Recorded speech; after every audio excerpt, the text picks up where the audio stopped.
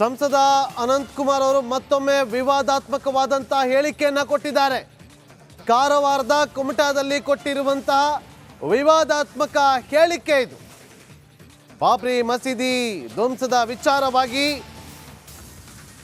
ಆ ಸಾಲಿಗೆ ಭಟ್ಕಳದ ಚಿನ್ನದ ಪಳ್ಳಿ ಕೂಡ ಸೇರಲಿದೆ ಅಂತೇಳಿ ವಿವಾದಾತ್ಮಕ ಹೇಳಿಕೆಯನ್ನು ಕೊಟ್ಟಿದ್ದಾರೆ. ಬಾಬ್ರಿ ಮಸೀದಿ ಮತ್ತೊಂದು ಮಸೀದಿ ನಿರ್ನಾಮವಾಗುತ್ತೆ ಹೀಗಂತ ಕುಮಟಾದಲ್ಲಿ ಅನಂತಕುಮಾರ್ ಹೆಗಡೆ ವಿವಾದಾತ್ಮಕ ಹೇಳಿಕೆ ಕೊಟ್ಟಿದ್ದಾರೆ. ಈಗ ರಣ ಭೈರವ ಎದ್ದಾಗಿದೆ, ಮತ್ತೆ ಕೂರುವ ಪ್ರಶ್ನೆನೇ ಇಲ್ಲ.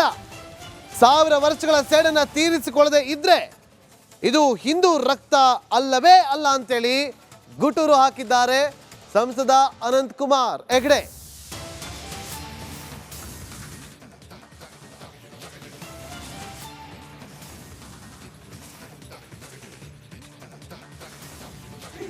ಏನೂ ತೊಂದರೆ ಇಲ್ಲ, ಮಾಡೋದು ಗ್ಯಾರಂಟಿಯೇ. ಇದು ಹಿಂದೂ ಸಮಾಜದ ತೀರ್ಮಾನ, ಅನಂತಕುಮಾರ್ ಹೆಗಡೆಯ ತೀರ್ಮಾನ ಅಲ್ಲ, ಇದು ಹಿಂದೂ ಸಮಾಜದ ತೀರ್ಮಾನ. ಶಿರಸಿಯ ವಿಜಯ ವಿಠಲ ದೇವಸ್ಥಾನ, ಇವತ್ತು CP ಬಜಾರದಲ್ಲಿರ್ತಕ್ಕಂಥ ಮಸೀದಿ ಏನಿದೆ ದೊಡ್ಡದು, ಅದು ವಿಜಯ ವಿಠಲ ದೇವಸ್ಥಾನ. ಶ್ರೀರಂಗಪಟ್ಟಣದಲ್ಲಿರ್ತಕ್ಕಂಥ ದೊಡ್ಡ ಮಸೀದಿ ಅಂತ ಕರೀತಾರಲ್ಲ, ಅದು ಮಾರುತಿ ದೇವಸ್ಥಾನ. ಇವತ್ತು ಹೋದ್ರೆ ಮಾರುತಿ ಮೂರ್ತಿ ಕಾಣುತ್ತೆ.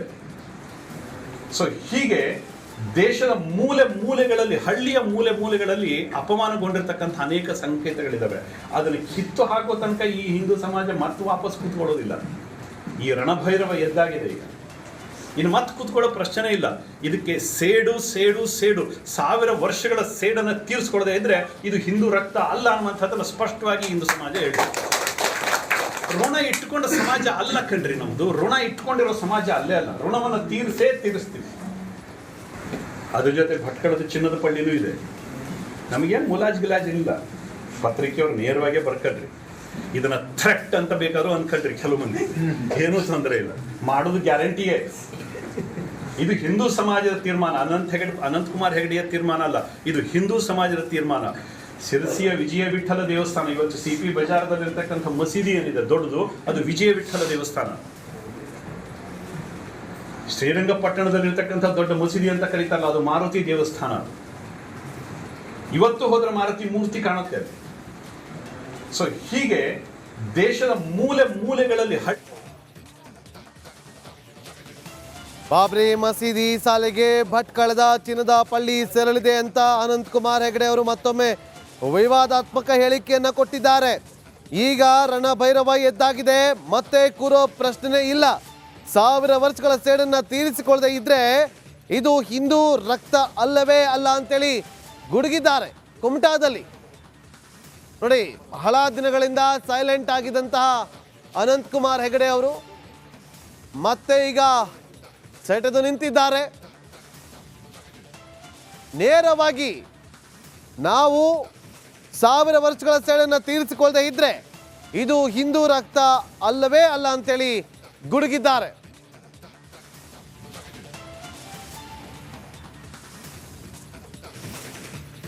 ಸಿಎಂ ವಿರುದ್ಧ ಏಕವಚನದಲ್ಲೇ ವಾಗ್ದಾಳಿ. ರಾಮ ಮಂದಿರ ವಿಚಾರದಲ್ಲಿ ವಾಕ್ಪ್ರಹಾರ ನಡೆದಿದೆ.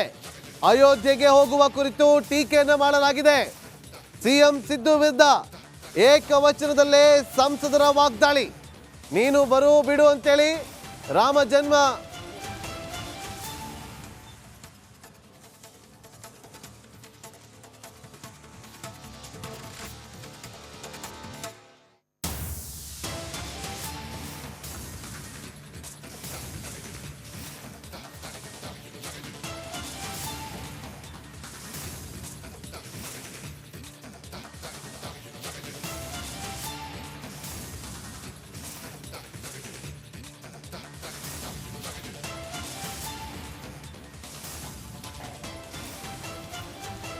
ಅಯೋಧ್ಯೆಗೆ ಹೋಗುವ ಕುರಿತಾಗಿ ಟೀಕೆ ವ್ಯಕ್ತವಾಗಿದೆ.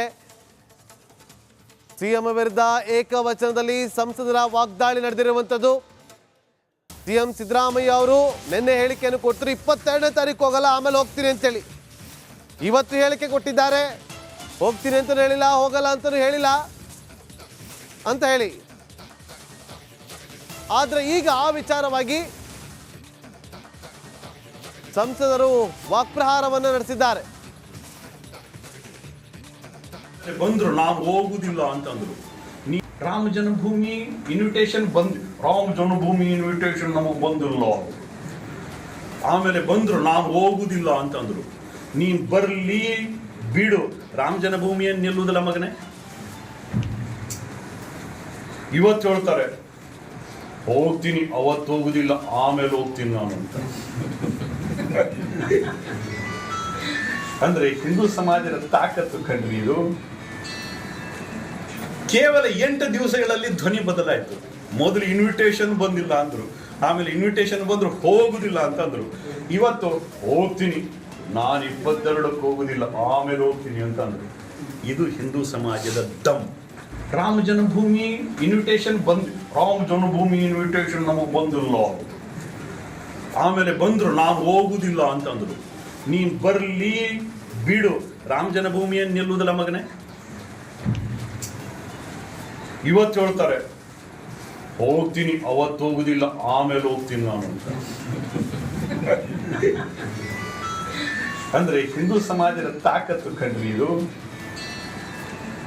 ಕೇವಲ 8 ದಿವಸಗಳಲ್ಲಿ ಧ್ವನಿ ಬದಲಾಯಿತು.